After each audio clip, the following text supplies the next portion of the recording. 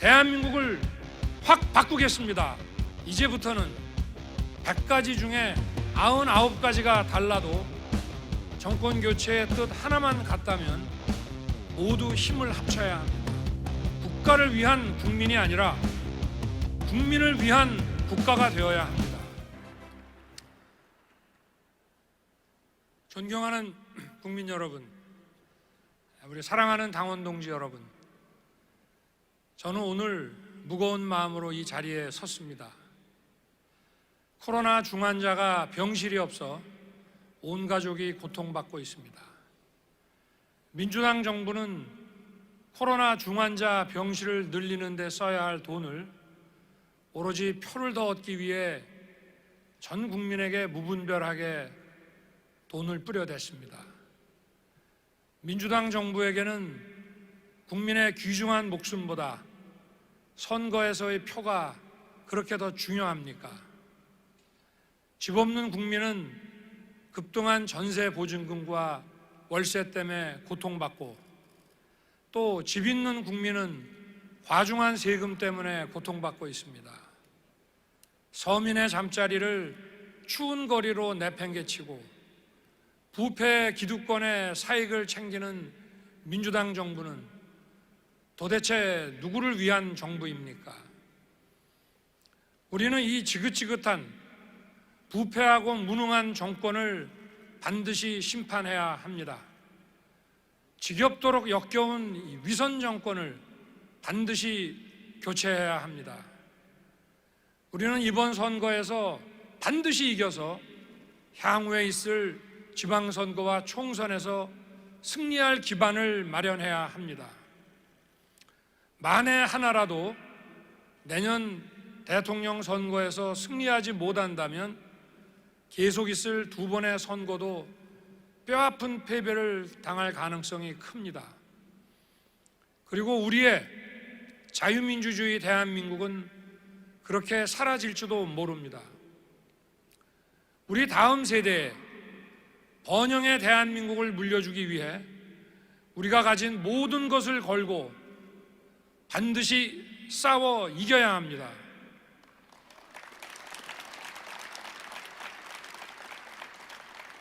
사랑하는 당원 동지 여러분, 지금 우리에게 가장 필요한 것은 단합입니다. 저는 지난 6월 정치 참여 선언에서 10가지 중 9가지가 달라도 정권 교체라는 한 가지 생각만 같으면 모두 힘을 합쳐야 한다고 말씀드린 바 있습니다. 이제부터는 100가지 중에 99가지가 달라도 정권 교체의 뜻 하나만 같다면 모두 힘을 합쳐야 합니다.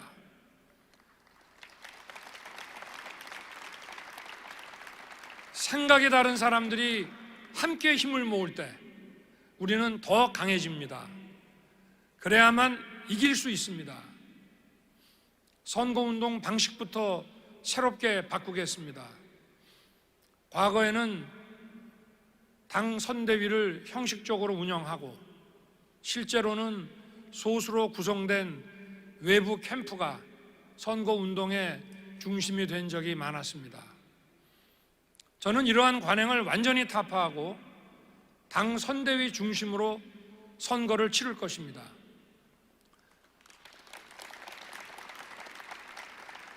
그동안 약해진 지역 당협을 재건하고 청년과 여성을 보강해야 합니다. 당의 혁신으로 중도와 합리적 진보로 지지 기반을 확장해서 이들을 대통령 선거 승리의 핵심 주역으로 만들어야 합니다.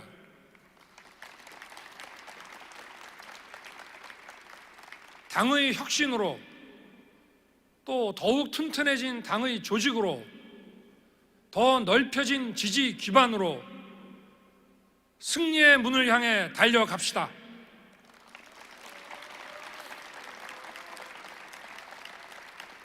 존경하는 국민 여러분, 사랑하는 당원 동지 여러분, 우리 국민들은 내년 대선에서 확실한 정권 교체를 요구함과 아울러 어떤 새로운 나라를 만들 것이냐고 우리에게 묻고 있습니다. 제가 꿈꾸는 대한민국은 기본이 탄탄한 나라입니다. 국가를 위한 국민이 아니라 국민을 위한 국가가 되어야 합니다.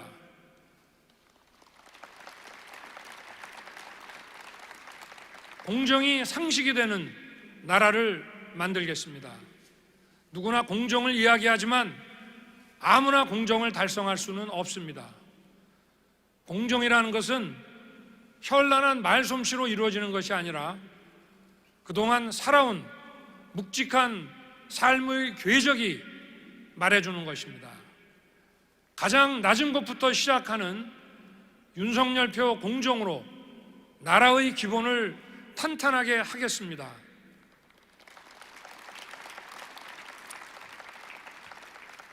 세상이 빠르게 변하고 있고 디지털 전환, 녹색 전환, 바이오 전환은 더 빠른 속도로 세상을 바꾸고 있습니다.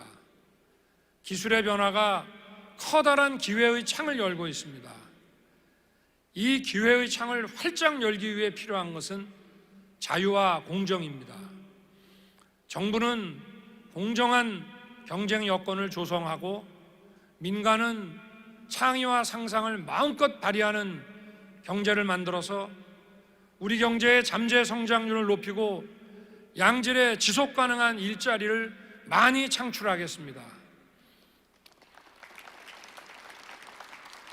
일한 만큼 보상받고 기여한 만큼 대우받는 공정한 세상을 만들겠습니다. 힘든 삶의 여정을 묵묵히 감내하며 내일의 희망을 꿈꾸는 국민을 위해 기회가 풍부한 나라를 만들겠습니다. 한편 지금 우리의 현실을 보면 무주택 가구가 절반에 가깝고 근로자 3명 중 1명은 비정규직입니다. 또한 6가구 중 1가구가 빈곤층입니다. 이 모든 분들이 우리의 가족이고 이웃입니다. 이분들이 더욱 든든하게 보호받을 수 있도록 사회 안전망을 두툼하고 촘촘하게 마련하겠습니다. 존경하는 국민 여러분, 사랑하는 당원 동지 여러분, 기억나십니까? 2년 전만 해도 우리에게 정권 교체는 상상하기조차 어려운 일이었습니다. 그런데 그 정권 교체의 기회가 드디어 왔습니다. 나라의 번영과 미래를 열 기회가 드디어 온 것입니다. 국민 여러분이 만드신 기회입니다. 국민 여러분은 저와 우리 당에 정권 교체의 엄중한 사명을 주셨습니다. 또 국민이 저를 불러주셨습니다. 대한민국의 혁신으로 양질의 지속 가능한 일자리 창출, 경제 성장률의 제고, 더욱 튼튼한 복지와 사회 안전망 체계의 확립을 이루어내야 합니다. 대한민국의 혁신을 위해서는 그 소명을 받드는 우리 당부터 혁신해야 합니다. 당의 혁신으로 더 넓은 지지 기반을 확보해야 국가 혁신을 이끌 수 있습니다. 대한민국을 확 바꾸겠습니다. 저와 함께 우리 당과 대한민국을 확 바꿉시다. 내년 3월 9일 대통령 선거를 위대한 우리 국민의 승리로 만듭시다. 감사합니다. 선대위가 굉장히 젊은이들이 좋아하는 유행으로 많이 꾸려진 것 같은데 이런 기획을 하신 의도나 이런 취지에 대해서 설명 좀 해주실 수 있을까요? 그래서 우리 당에 청년들이 중심이 돼가지고 이런 선대위 출범 행사를 기획한 거로 알고 있습니다. 네. 잠시만요. 지금. 오늘 선대위 출범식에 국민의 전 의원은 아직 참석하지 않으셨는데 향후에 선거 과정에서 어떤 역할 부탁드릴지 말씀해 주세요. 일단은 우리 두 분 캠프에 계시던 분들을 실무자들은 많이들 이제 오시기로 했고요. 네. 그리고 우리 유승민 후보님은 아직 뵙지를 못했는데 조만간에 찾아뵙고 두 분께서도 바깥에서 응원해 주시지 않으리라 해 주실 것으로 기대하고 있습니다. 네.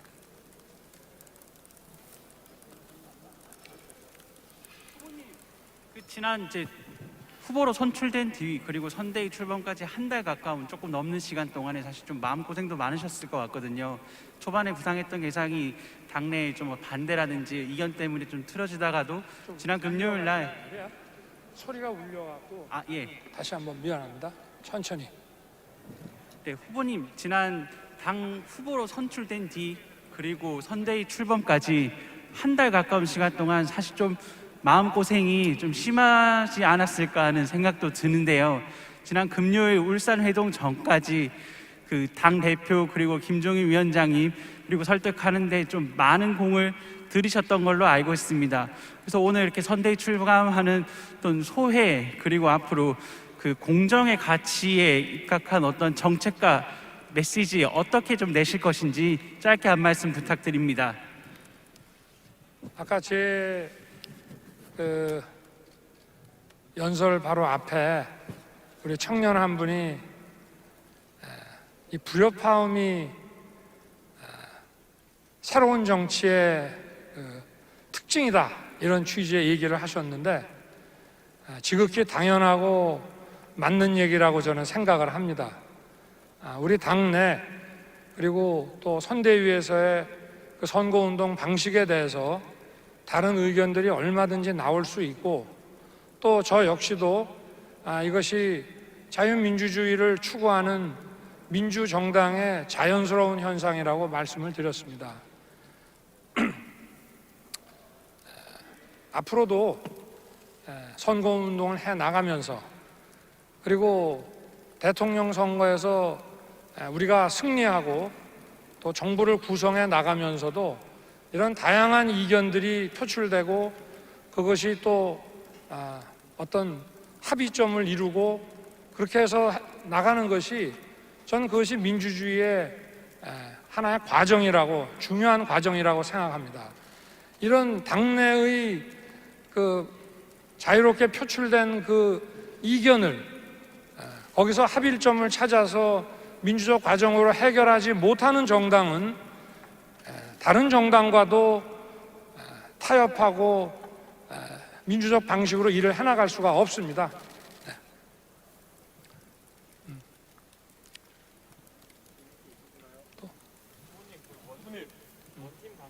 네. 김종인 위원장님과 김병준 위원장님 서로 네. 만나셨을 때 인사를 하지 않고 그다음에 그 눈길을 주지 않는 모습이 보였었거든요. 그래서 혹시 내부에 아직 보셨습니까? 상처가 남아 있는 거 아닌가?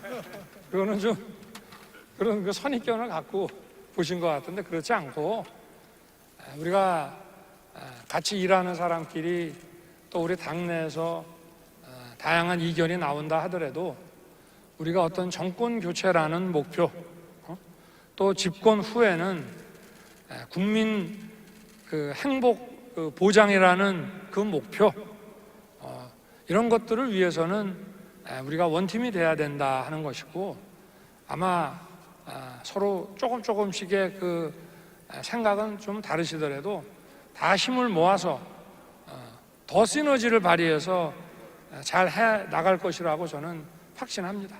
네. 후보님 선대위 발족하고 첫 일정으로는 어떤 거 계획하고 계실지요? 일단은 첫 일정은 내일 아침에 그 선대위 전체 회의를 좀 해야 될 것 같습니다. 네. 후보님, 그 공정과 청년, 여성 이런 키워드들을 좀 강조하셨는데요. 뭐 당장 내일 이제 일정이 아니더라도 뭐 그런 키워드들과 연계해서 어떤 행보를 좀 보여주실 계획이신지요? 그러니까 제 일정을 말씀하시는 건가요? 네. 네. 그거는 네, 대변인하고 우리 대변인이 다 얘기하시면 되잖아요. 네. 저도 우리 선대위에서 일정을 만들어 주면 따라가야 되기 때문에 좀 우리 대변인한테 저도 좀 들어야 됩니다. 네. 네. 네. 네. 문재인표 공정과 어떤 점이 다른지 그런 게 궁금합니다. 말로만 하는 공정이 아니라 이 공정이라는 것은 실천을 하는 과정에 많은 자기 헌신과 희생이 필요합니다. 그렇기 때문에 국민들한테 이 말로만 하는 공정이 아니라 이 공정을 실제로 이룩하기 위해서는 제가 차기 정부를 맡아서 국정 운영을 한다 하더라도 또 눈앞에 많은 정치적인 그 어떤 유불리에 있어서 불이익도 감수하고 이렇게 해가면서 가야 되는 문제라는 그 뜻입니다. 네. 네. 네. 공약이라든지 정책 부분에 있어서 조금 더 신경을 써야 될 것 같은데 선대위 차원에서 이 첫 번째 공약은 어떤 거고 언제쯤 좀 나올 수 있을지 설명 부탁드립니다. 글쎄 뭐 이미 제가 그 차기 정부의 가장 중요한 문제는 코로나에 의한 빈곤과의 전쟁이라고 하는 것을 지난 8월 달에 이미 선포를 해드렸고요. 그 기조가 바뀔 건 없습니다. 그리고 두 번째는 제가 또 지난 경선 초기에 지속 가능한 양질의 일자리 창출이 이것이 청년에게 미래의 문을 열어주는 것이다. 그래서 모든 경제, 사회, 복지 이런 모든 정책을 다 융합해서 지속 가능한 양질의 일자리 창출을 정부의 국정 최고의 목표로 하겠다. 이것은 똑같은 거기 때문에 그리고 공약도 벌써 많이 냈습니다. 국민 캠프에서 냈던 공약은 이 우리 당 선대위에서 이미 포함하고 있는 것이기 때문에 첫 번째라기보다 저희가 그동안 발표하지 못하고 준비해 놨던 것들을 신속하게 국민들께 보여드리고 그리고 민생과 관련된 이런 중요한 또 부분들을 저희가 공약으로 또 국민들께 보여드릴 생각입니다. 네. 이제 한 분만 할까요? 네. 그러시죠. 네.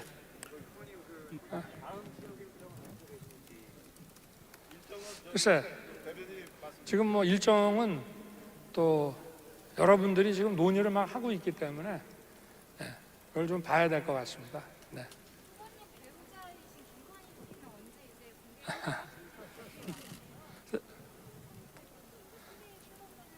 네. 네.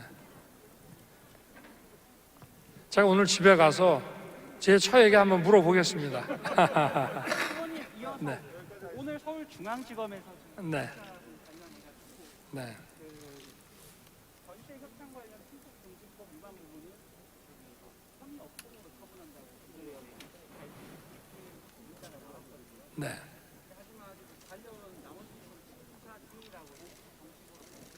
그래서 뭐 거기에 대해서는 뭐 지금 1년 6개월간 지금 특별수사팀에서 뭐 수사를 하고 있는 것 같은데 뭐 거기에 대해서 제가 언급 안 하겠습니다. 네. 네.